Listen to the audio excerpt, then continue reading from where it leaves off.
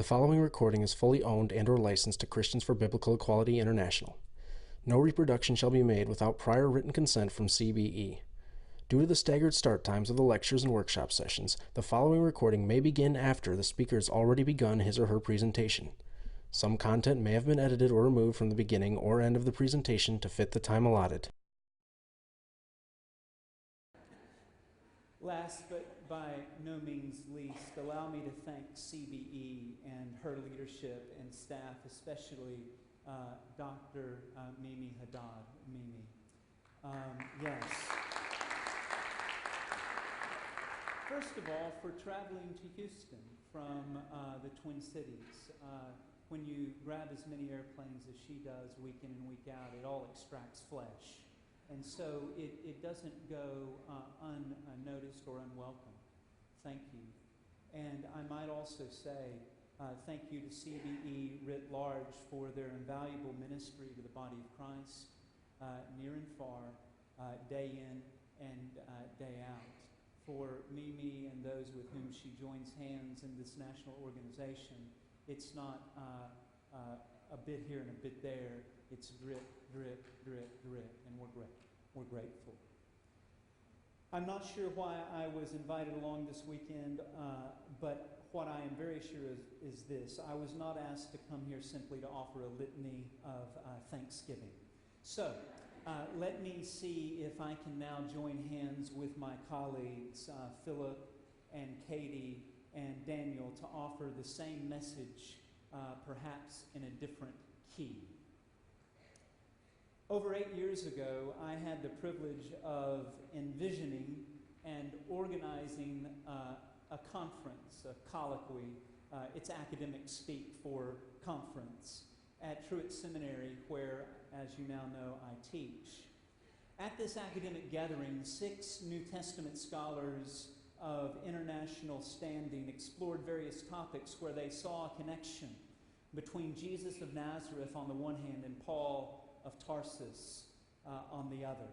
For example, my doctoral supervisor, John Barclay, formerly of Glasgow and now at Durham, where Mimi did her PhD, that is Durham University in Northern England, considered how the caustic grace of God, offensive and uncanny as Bultmann once called it, occupied a pivotal place in the message of both Jesus and Paul. To offer an additional example, self-serving I might add, Bruce Longnecker, then of the University of St. Andrews, but now of Baylor, Sikkim Bears, contended that both Jesus and Paul displayed considerable concern for the poor as they carried out their God-given, Spirit-anointed and infused ministries.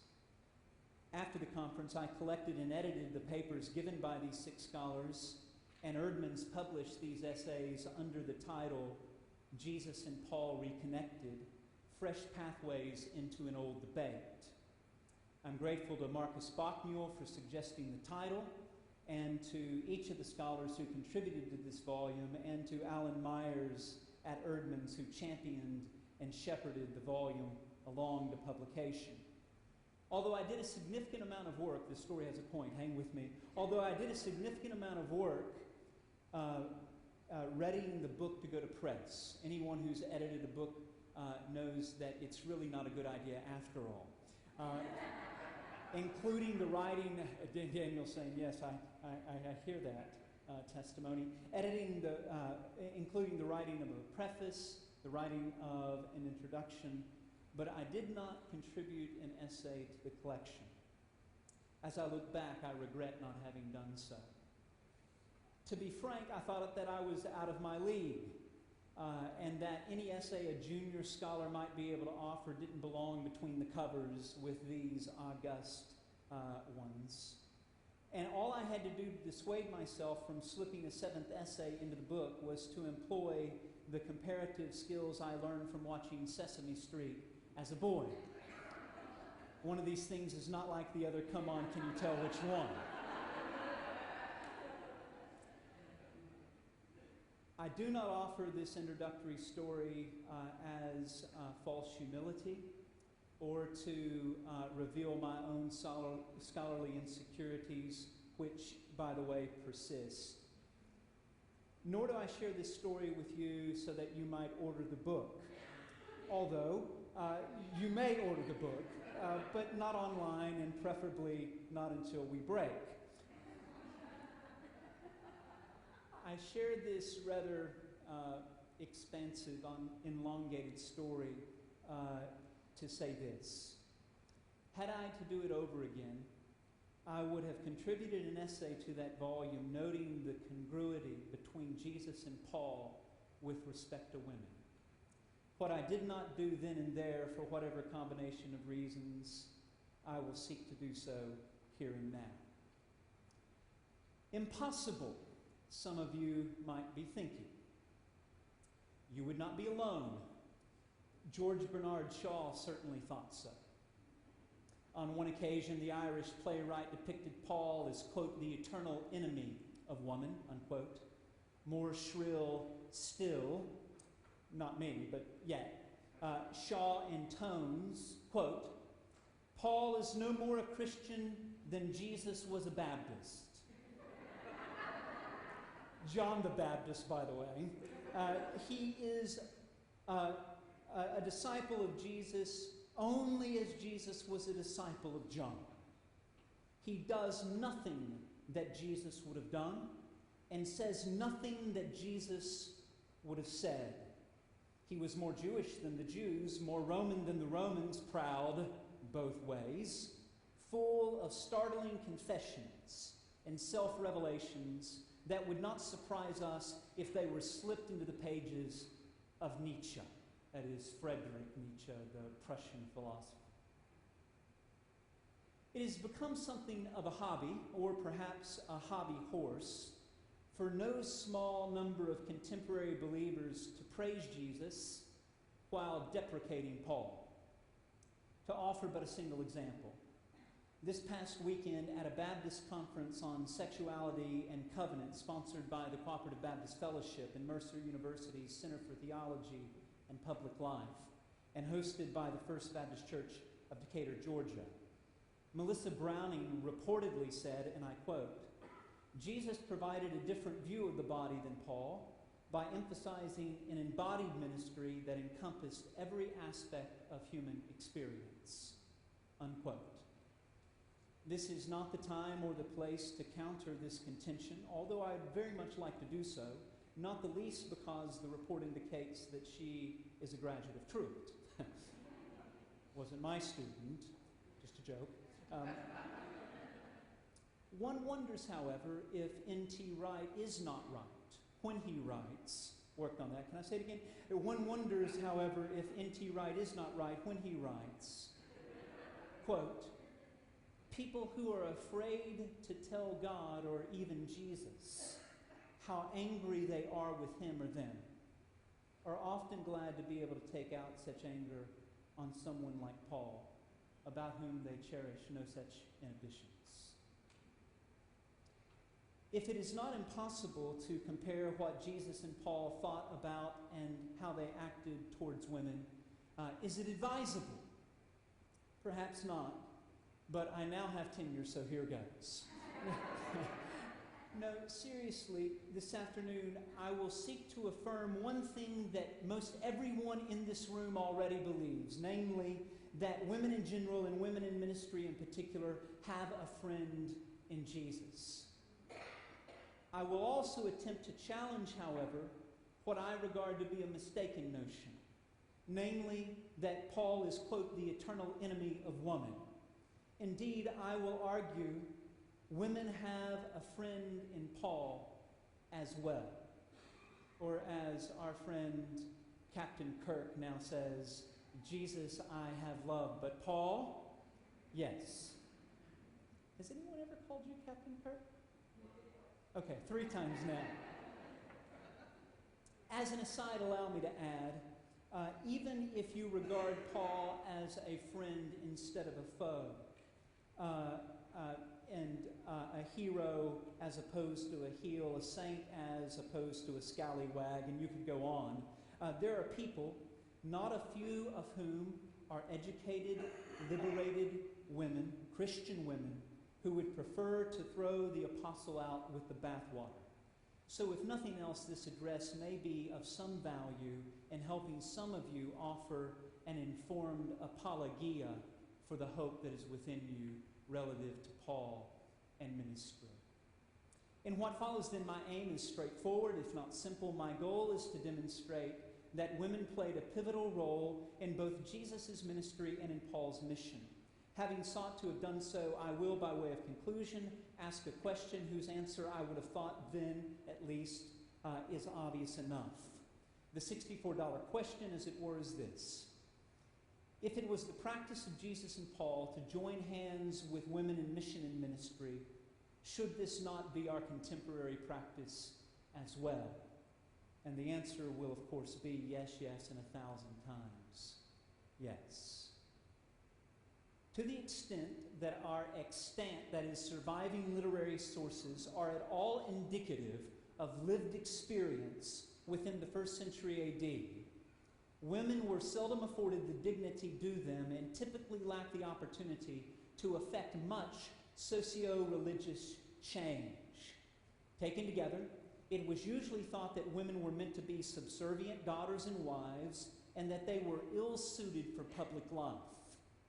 The negativity with which women were all too frequently regarded is disturbingly, even chillingly, captured in the 2nd century BC writing known as Ecclesiasticus or Sirach.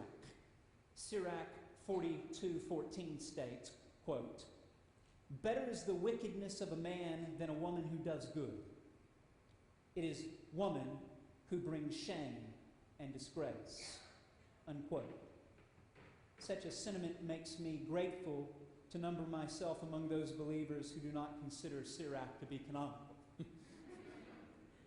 That being said, early Christian authors were not necessarily more affirming of women, unfortunately. For example, Tertullian, with whom I've become increasingly familiar in recent days, having just completed the editing, there I go again, the editing of essays on Tertullian and Paul. What has Tertullian to do with Paul? Tertullian, this late 2nd and 3rd century A.D. Christian theologian from Carthage in North Africa, could depict women as, quote, the devil's gateway, unquote, and as, quote, vipers, unquote. Such chauvinistic, if not misogynistic statements cause even some of the most controverted and disparaging, seemingly controverted and disparaging Pauline comments regarding women and wives to pale in comparison. We will have more to say about Paul and his perception of and instruction regarding women and wives in a moment. But let's first talk about Jesus. Jesus' inclusion of women and his treatment of them in the midst of his earthly ministry. As we begin, allow me to anticipate our conclusions with respect to Jesus' regard for women and their involvement in his life and ministry by quoting the now deceased, much beloved Fuller New Testament scholar David Schloer, who, as it happens, was a dear friend and ardent supporter of this organization. If you've not yet read the piece provided you in your bag for the conference that Fuller has printed, may I commend it to you. I read it last night over a Chili's chicken sandwich, and it's well worth the read.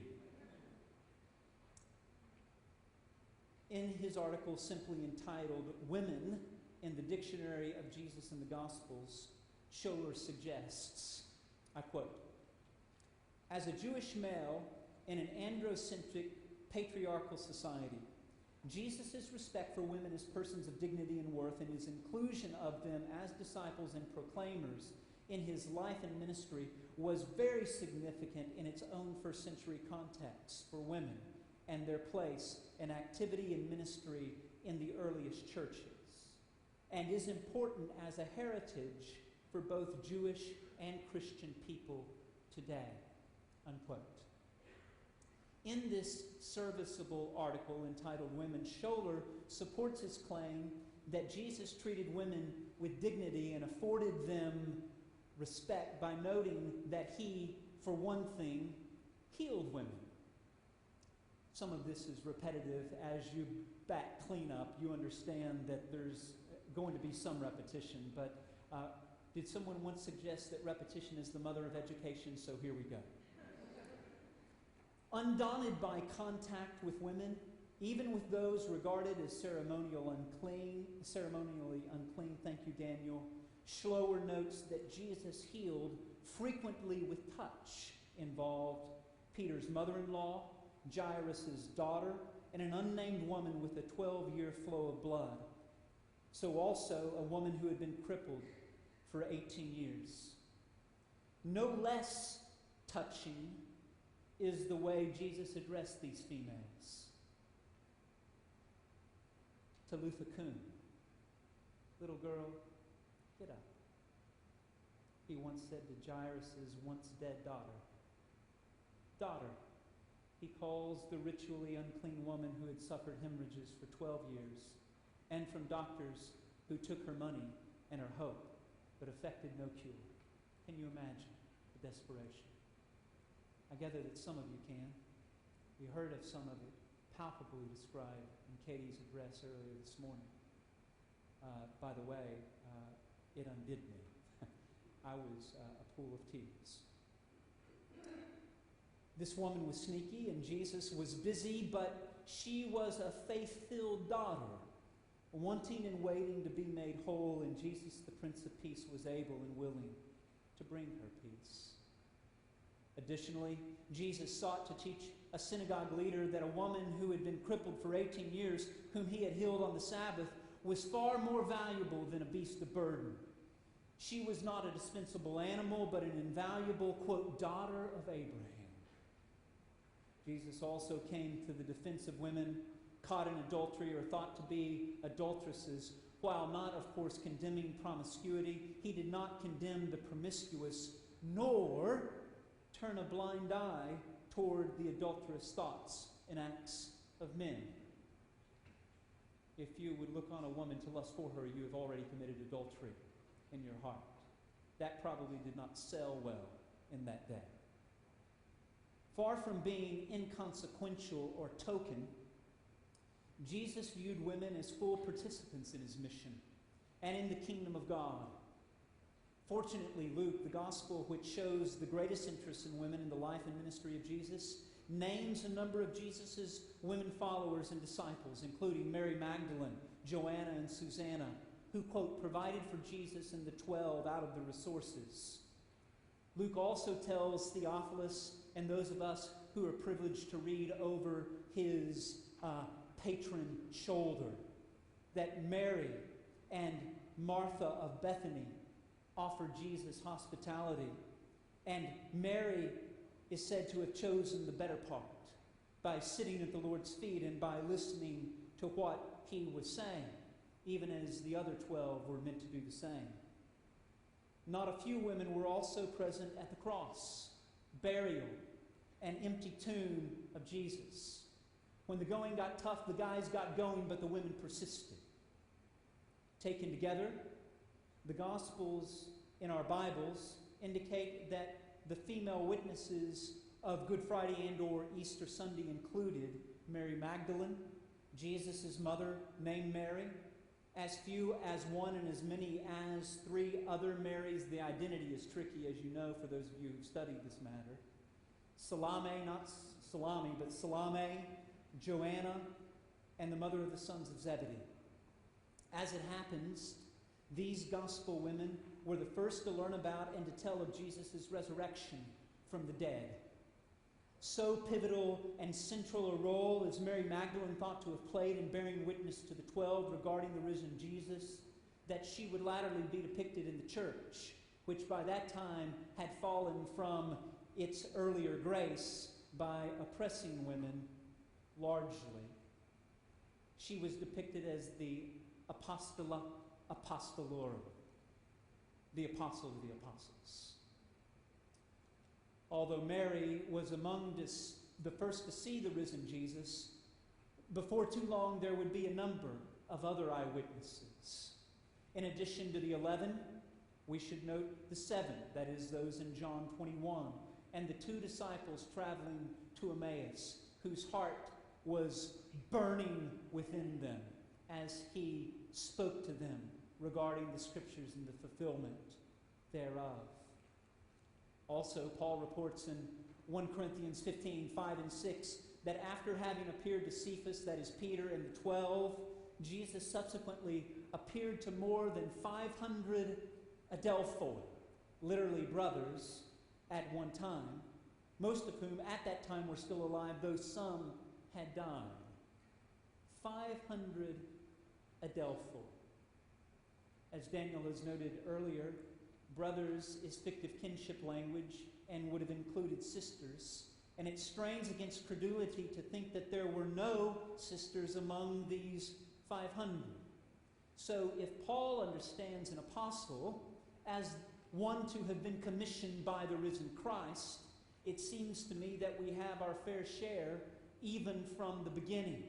In fact, this is an aside, I hope you don't mind. Richard Bauckham, in his not so dated book, Gospel Women, has made the provocative proposal that the Joanna found in Luke 8:3 is the one who is the Junia found in Romans 16:7. It is not unusual for Jewish people and others in antiquity to have dual names. Saul, Paul, Silas, Silvanus. Joanna, Junia? So says Bauckham. This explains why, then, translators of the Greek New Testament are often, I'm trying to read my own writing, which is a rather precarious task. This explains why translators of the Greek New Testament, more often than not, employ and should do inclusive language relative to human persons. That's why, for example, in the 2011 NIV, though it's caused a storm center of controversy, you will find brothers and sisters, so also the NRSV, and for my part, rightly so. Paul also tells the Corinthians who were contending that the dead are not raised, that the Lord appeared to James, that is James the Just, the brother of Jesus, old camel knees.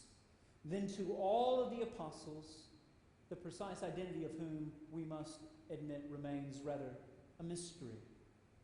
Then Paul claims Christ appeared to the last and the least of the apostles. He appeared to Paul. Paul's apocalyptic encounter, that is, apocalyptic is this theological word that speaks about a divine incursion, a divine breakthrough, where the not yet comes into the already so as to create the dawning of a new day. This apocalyptic encounter, he describes it as Christ being revealed in him.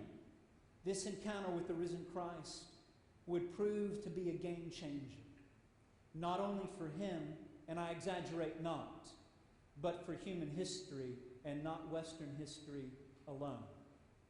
The zealous Pharisee who regarded Jesus accursed of God and who was hell-bent on eradicating the Christian cancer growing on the body Jewish would change his mind and his ways, or we might perhaps be more accurate to say, would have his mind and his ways changed. Indeed, he began to preach the faith that he once tried to destroy. If in the years immediately following his conversion and call, Paul spent time processing this encounter and preaching in Arabia, 3 years, I say to my students, see, even the apostle had sense enough to go to seminary, Syria, Cilicia, and Cyprus, the time would come when the apostle would take his ministry and his message further afield to such places as Galatia, Asia, Macedonia, or as our Greek friends now say, Macedonia, Achaia, and even Italy. The apostles' missional and ministerial modus operandi, at least in the rear view mirror. In other words, I think if you would have asked Paul, how do you go about your mission? I'm not suggesting that you're going to get this answer. In fact, it's sometimes been suggested that had you asked Paul which missionary journey on which he was presently, he would look at you quizzically, right? By the way, you might be interested to know that the first time we began to talk about the 3 missionary journeys of Paul was in the 1800s, when the British Missionary Society was seeking to raise funding for William Carey's work in India. See what you've got by coming to this conference, all these important pieces of information, worth your money, no doubt.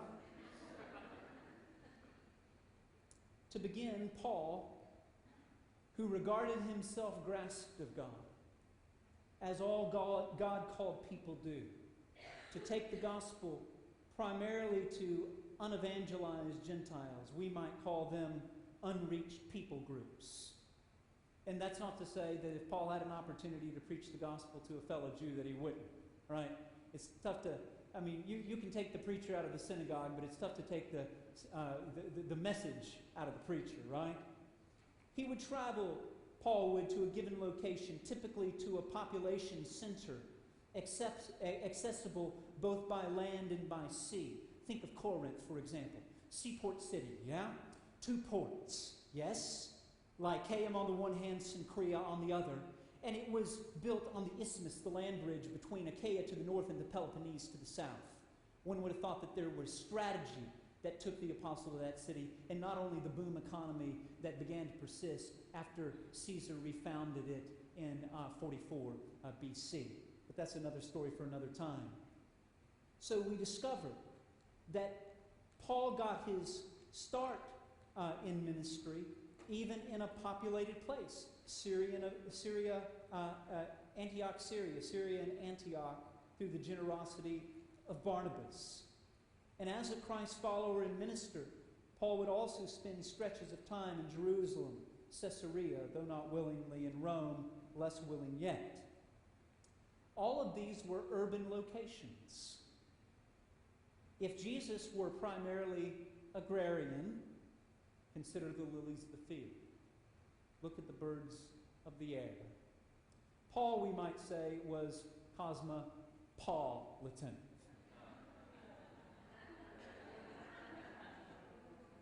Pun intended, grown, appreciated. Upon arrival in a new location, Paul would not be able to go and visit with the local director of missions. No, he would, as we learn in The Sound of Music, have to begin at the beginning. Perhaps he, like Jesus, would woo would-be converts along the way. You got to do something on those Roman roads and seas. Be that as it may, once on the ground in a given locale, the apostle, it appears, would begin to preach the gospel, to gossip the gospel, and to ply his trade as a leather worker.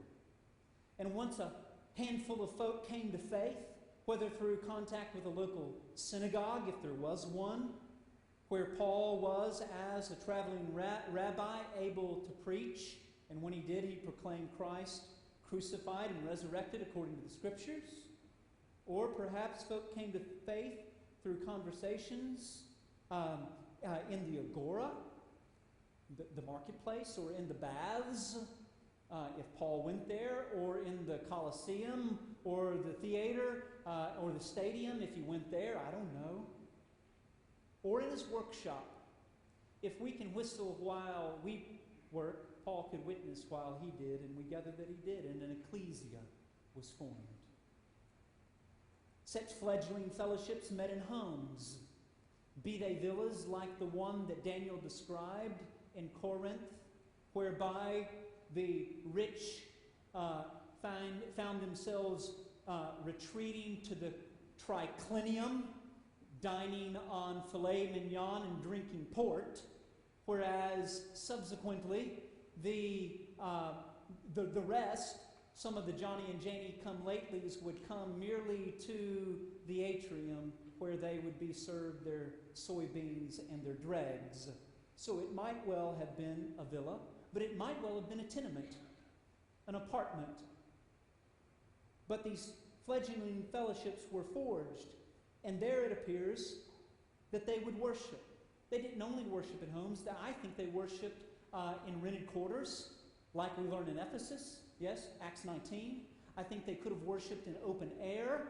We don't know, but what we do know is that these worship gatherings would have likely included singing and praying and prophesying, listening to sacred text, or on occasion a letter from a fellow believer. You would have anticipated a Baptist saying this, baptizing, and of course, sharing meals, not least of which the Lord's Supper. When Paul was no longer able to stay in a given location, usually due to external opposition from forces outside of the congregation, he would, as it were, be on his merry way, rinsing and repeating elsewhere, even though things were never the same in any two places. Would you just make a mental note of that? Even though things were never the same in any two places. Half-baked impressions, not to say ill-informed ones, notwithstanding, Paul was not a helter-skelter missionary tent maker in a holy hurry looking to drop his apostolic load and leave.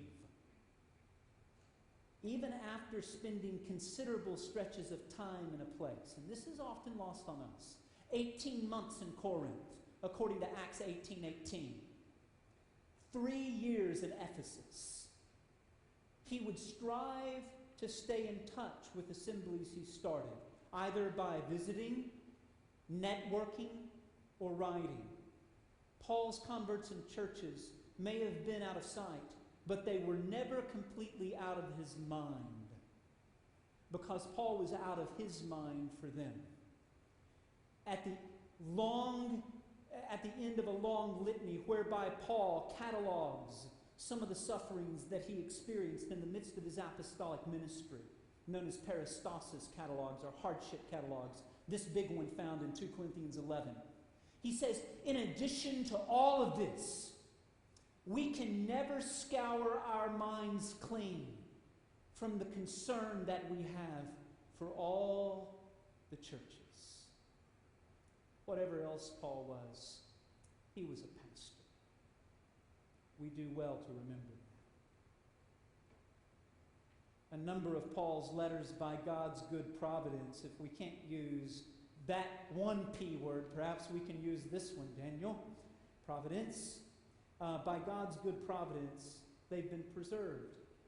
In these letters, there are, in the words of 2 Peter 3:16, some things hard to understand. Can I get an amen? Amen. Yeah, I hope they're hard to understand. Otherwise, I'm a fool for spending my life seeking to understand them. For those gathered in this place, near the top of the list of those things difficult to understand would likely be certain statements that Paul makes regarding women and wives. Puzzling Pauline comments regarding women and wives, for which the apostle is widely, if not infamously, known, include the following 7 subjects.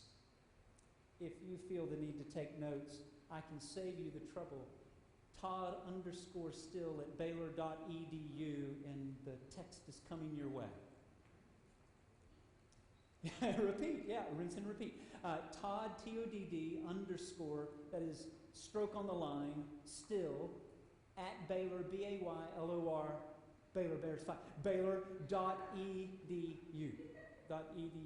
okay?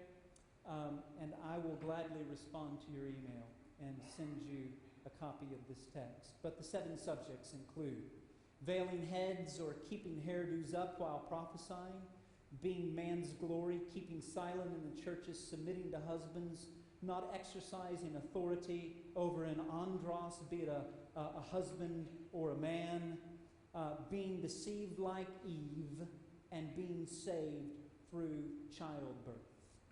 This is the reason that George Bernard Shaw and those who follow in his train are inclined to call Paul the eternal enemy of woman. Time constraints preclude a thorough interpretation and ensuing exposition, that is, how are we going to apply and unpack all this stuff, of the Pauline passages in which such remarks are made. But take 3, suffer me a few brief comments on 1 Timothy 2, 8-15, and 1 Corinthians 11, 2-16, for our purposes, I'll leave 1 Corinthians 14, 33b through 36 to one side. First, the 1 Timothy text. In this text, women or maybe wives are instructed to learn in silence with full submission. Similar calls to wifely submission may be found in Ephesians 5:22, though note 5:21, and 5:22 does not have a verbal without 5:21. Some people need to put that in their pipe and smoke it. Anyway, Colossians, sorry, it's kind of catty, excuse me. Colossians 3:18 and Titus 2:5, and you can compare 1 Peter 3:1. Moreover, women, or perhaps wives in this 1 Timothy text, are prohibited from teaching, or at least teaching provocatively, and from having authority over a man or a husband. They are, we are told in this text, to keep silent. An appeal is made to Eve as a prototype. She is described as the one deceived and as a transgressor. Women or wives are then directed toward bearing children and managing households. Remember that bit about different concerns and challenges in different places. Okay, you've held on to that. It is worth noting that the aberrant teaching opposed in 1 Timothy certainly shaped this instruction.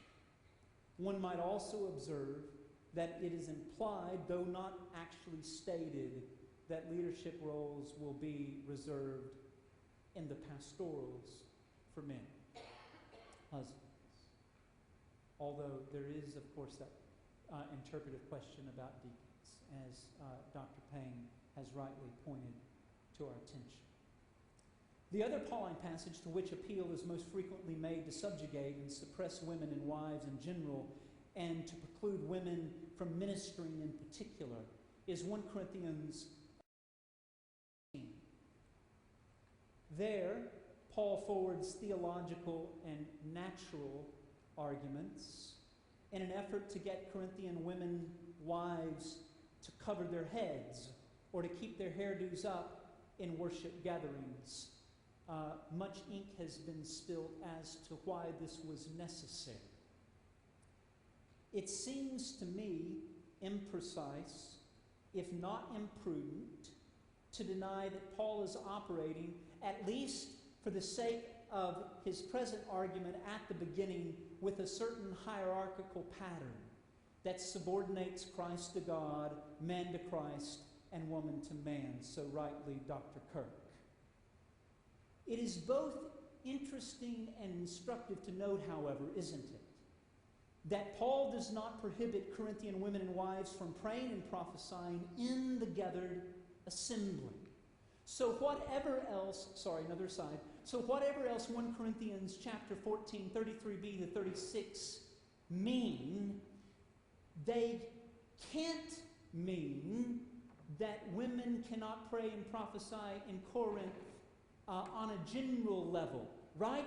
Otherwise, Paul would have had to have had a lobotomy between 1 Corinthians 11 and 1 Corinthians 14. Some people may not respect Paul's intellectual acumen, but he is no idiot. So something else is causing the issue arising in 1 Corinthians 14. Paul has not forgotten what he has said to his amanuenses but 3 chapters earlier. So, we note that Paul presumes and he makes space for them to do so. And yes, it was in the gathered assembly, as the instruction concerning the Lord's Supper, which follows right on the heels of 2 to 16 in chapter 11, fully demonstrates, not to mention the utilization of spiritual gifts in chapters 12 and 14, with love thrown in for good measure is the glue to hold together. So we know that to be true. Indeed, the apostle goes so far here, as we've heard, to posit interdependence between men and women in the Lord.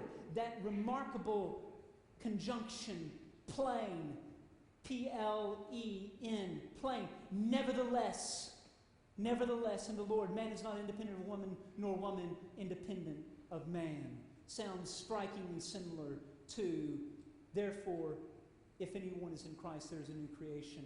That therefore, in Christ, there is neither Jew or Greek, slave or free, male, interestingly, and there, female, not or, and.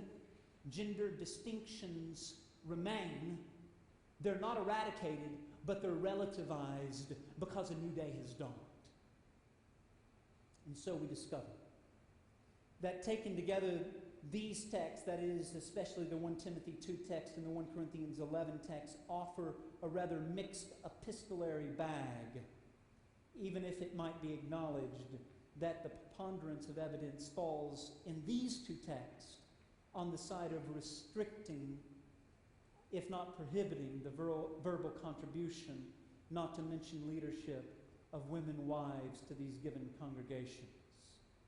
But the lecture does not end there. It appears, however, that no such limitations were in place, for example, in Philippi. Remember, I asked you to hold on to the fact that different locales were different locales.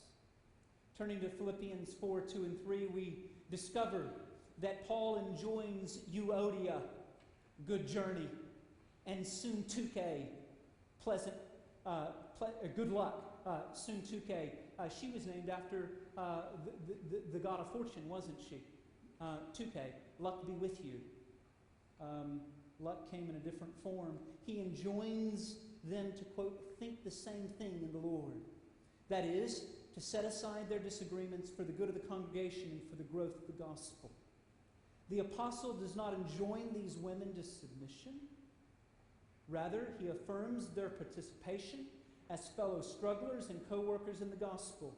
It is possible, albeit not verifiable, that these two women were among the bishops and overseers Paul addresses at the outset of the letter. Interesting, isn't it, that he writes soon diakonois kai epistokois with the deacons and overseers. We see then, as I write in my commentary on Philippians, I wouldn't buy it if I were you, quote, gender need not categorically exclude Euodia and Syntyche from the work of the gospel any more than Clement, who's mentioned alongside them, and his gender automatically qualified him for it. It's not about gender. Not here, not there. It's about giftings. One might note in passing that Acts highlights the ministry of Lydia to Paul, Silas, and the church in Philippi. Lest it seem far-fetched as special pleading to suggest that Euodia and Syntyche held leadership positions in the Philippian church, one should be mindful of other women who served in such capacities whom Paul mentions in his letters. For example, in Romans 16, 1 and 2, Paul commends to the Roman churches our sister Phoebe, a deacon, that is, diakonos of the church at Cenchrea, a port city for Corinth on the Saronic Gulf, as we've intimated earlier. It's sometimes suggested that Phoebe was a deaconess. That's fine. And every time diakonos is utilized in the New Testament, translate it that way. Fine. You want to use the word deaconess? Use it everywhere. Because it's the self-same word utilized to speak of a masculine diaconus. Consistency is helpful, but inconvenient. Not only was Phoebe a servant leader and minister in her local congregation, she was also a benefactor of Christ's followers, including Paul. Additionally, and this is heady stuff, so hang on, it was likely that she was the courier of the apostles' magisterial epistle to the Romans, as well as, Robert Jewett has argued this with verve and clarity in his recent commentary, its earliest public interpreter. The earliest interpreter, preacher of Romans, wore a dress. Or not. I don't know what she wore. Having given Phoebe a shout-out, Paul then turns in Romans 16 to extend his greetings to Priscilla and Aquila. It is frequently noted that her name precedes his here. So also in Acts 18:18, 2 Timothy 4:19, 1 Corinthians 16:19. I won't bore you. Might it be that she, that is Priscilla, was the more able or vocal of the ministerial couple? She's given pride of place for one reason or another. Regardless, they had connections with Paul and his mission in Corinth and in Ephesus. And having returned to their home in Rome, Paul greets them and describes them as his co-workers in Christ who risked their souls for his sake. The apostle and all of the churches of the Gentiles are to offer them their thanks. Romans 16 is where Paul greets Junia. Not a text that's been treated a ton yet. Ostensibly the wife of Andronicus. He describes them as his compatriots and is prominent among the apostles and as in Christ before he was. Of special interest to us today is Paul's claim that this couple was outstanding among the apostles so as to at least allow for the interpretation that they were outstanding among the apostles as apostles and not merely preeminent in that they were important or well thought of. It does in fact appear that they were apostles.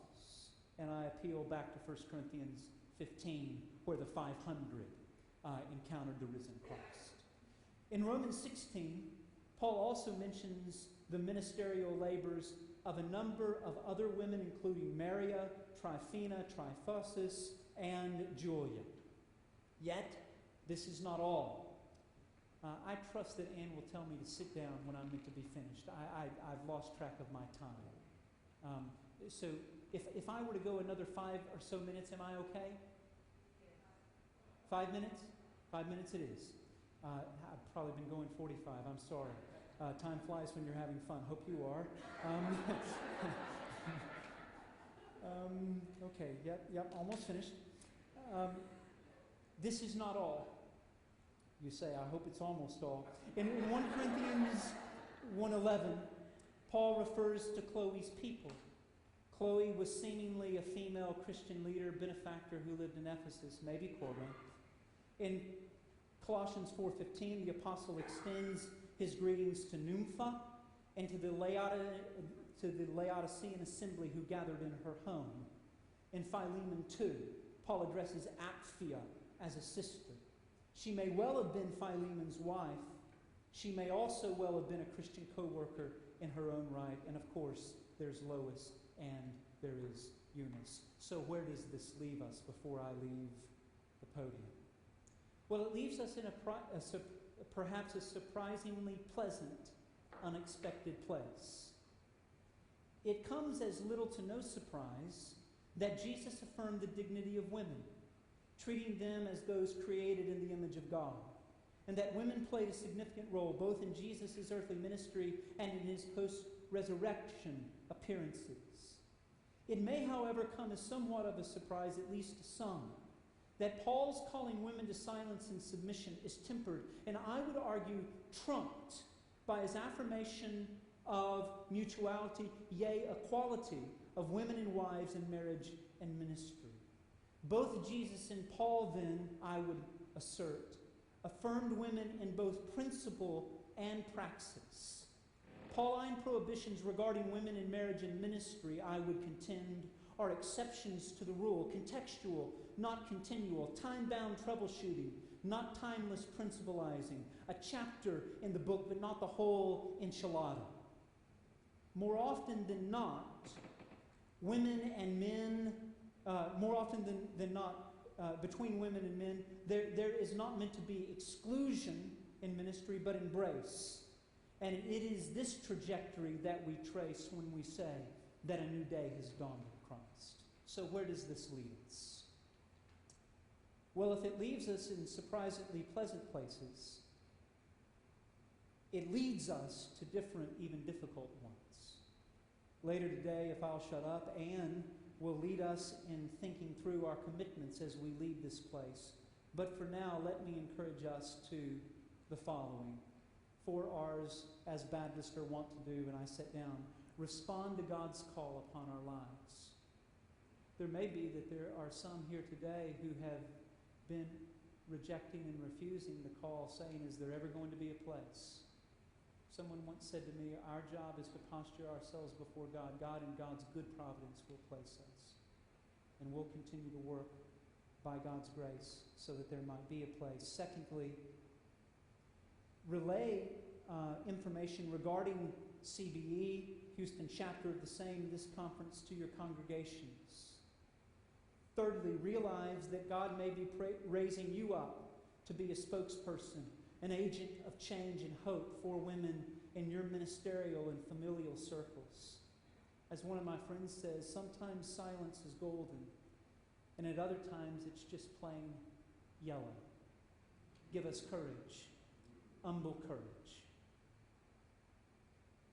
Fourthly, we might leave this place today redoubling our efforts in our own context. I know that as a result of being here and hearing you, I'm going to commit afresh and renewed to stretch and support my students that I'm privileged to teach, and to encourage and challenge the churches that I am able to touch, with a dream that can only become a reality when we work until Jesus comes, that is, in the last days. Our sons and daughters will not only dream dreams, but they'll prophesy. And when they do, we become pressed more fully into the image and likeness of the Lord Jesus that we love, and we long to love more. Amen.